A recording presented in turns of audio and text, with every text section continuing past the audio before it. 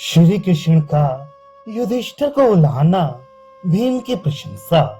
संजय कहते हैं, महाराज, यूं कहकर दुर्योधन जब बारंबार गर्जना करने लगा, उस समय भगवान श्री कृष्ण कुपित होकर युधिष्ठिर से बोले, राजन, आपने ये कैसी दुस्साहसपूर्ण बात कह डाली कि तुम हम में से एक ही को मारकर कौरवों के राजा हो जाओ। अगर दुर्योधन, अर्जुन, नकुल, सहदेव अथवा आपको ही युद्ध के लिए चुन ले, तब क्या होगा? मैं आप लोगों में इतनी शक्ति नहीं देखता कि गदा युद्ध में दुर्योधन का मुकाबला कर सके। इसने भीमसेन का वध करने के लिए उनकी लोहे की मूर्ति के साथ 13 वर्षों तक गदा युद्ध का अभ्यास किया है। दुर्योधन का सामना करने वाला इस समय भीमसेन के सिवा दूसरा कोई नहीं है। आपने फिर पहले ही के समान जुआ खेलना शुरू कर दिया। आपका ये जुआ शकुनी के जुए से कहीं अधिक भयंकर है। माना कि भीमसेन बलवान और समर्थ हैं, परंतु राजा दुर्योधन ने अभ्यास अधिक किया है।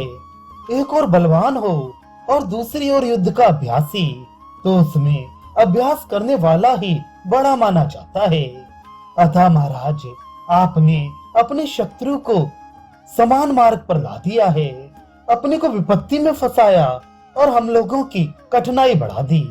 भला कौन ऐसा होगा जो सब शत्रुओं को जीत लेने के बाद जब एक ही बाकी रह जाए और वह भी संकट में पड़ा हो, तो अपने हाथ में आया हुआ राज्य दांव पर लगाकर हार जाए। एक के साथ युद्ध करने की शर्त लगाकर लड़ना पसंद करे। यदि हम न्याय से युद्ध करें तो भीमसेन की विजय में भी संदेह है, क्योंकि दुर्योधन का अभ्यास इनसे अधिक है। तो भी आपने ये कह दिया कि हम में से एक को भी मार डालने पर तुम राजा हो जाओगे। यह सुनकर भीमसेन ने कहा, मधुसूदन, आप चिंता न कीजिए। आज युद्ध में दुर्योधन को मैं अवश्य मार डालूंगा, इसमें तनिक भी संदेह नहीं है। मुझे तो निश्चय ही धर्मराज की विजय दिखाई देती है। मेरी गदा दुर्योधन की गदा से 1.5 गुनी भारी है। मैं इस गदा से दुर्योधन के साथ भिड़ने का हौसला रखता हूँ। आप सब लोग तमाशा देखिए। दुर्योधन की तो बिसात ही क्या है। मैं देवताओं सहित तीनों लोकों के साथ युद्ध कर सकता हूँ। संजय कहते हैं, भीमसेन ने जब ऐसी बात कही तो भगवान बड़े प्रसन्न हुए और उनकी प्रशंसा करते हुए बोले, महाबाहो, इसमें तनिक भी संदेह नहीं कि राजा युधिष्ठिर ने तुम्हारे ही भरोसे अपने शत्रुओं को मारकर उज्जवल राज्य लक्ष्मी प्राप्त की है। धृतराष्ट्र के सब पुत्र तुम्हारे ही हाथ से मारे गए हैं। कितने ही राजे, राजकुमार और हाथी तुम्हारे द्वारा मौत के घाट उतारे जा चुके हैं। कलिंग, मगध, प्राच्य, गांधार और कुरुदेश के राजाओं का भी तुमने संहार किया है। इसी प्रकार आज दुर्योधन को भी मारकर तुम समुद्र सहित ये सारी पृथ्वी धर्मराज के हवाले कर दो। तुमसे भिड़ने पर पापी दुर्योधन अवश्य मारा जाएगा। देखो, तुम इसकी दोनों जांघें तोड़कर अपनी प्रतिज्ञा का पालन करना। तदनंतर सात्यकी ने पांडुनंदन भीम की प्रशंसा की।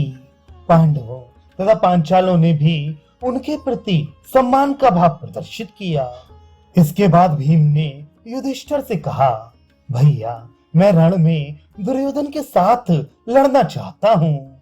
ये पापी मुझे कदापि परास्त नहीं कर सकता। मेरे हृदय में इसके प्रति बहुत दिनों से क्रोध जमा हो रहा है। उसे आज इसके ऊपर छोड़ूंगा और गदा से इसका विनाश करके आपके हृदय का कांटा निकाल दूंगा। अब आप प्रसन्न होइए।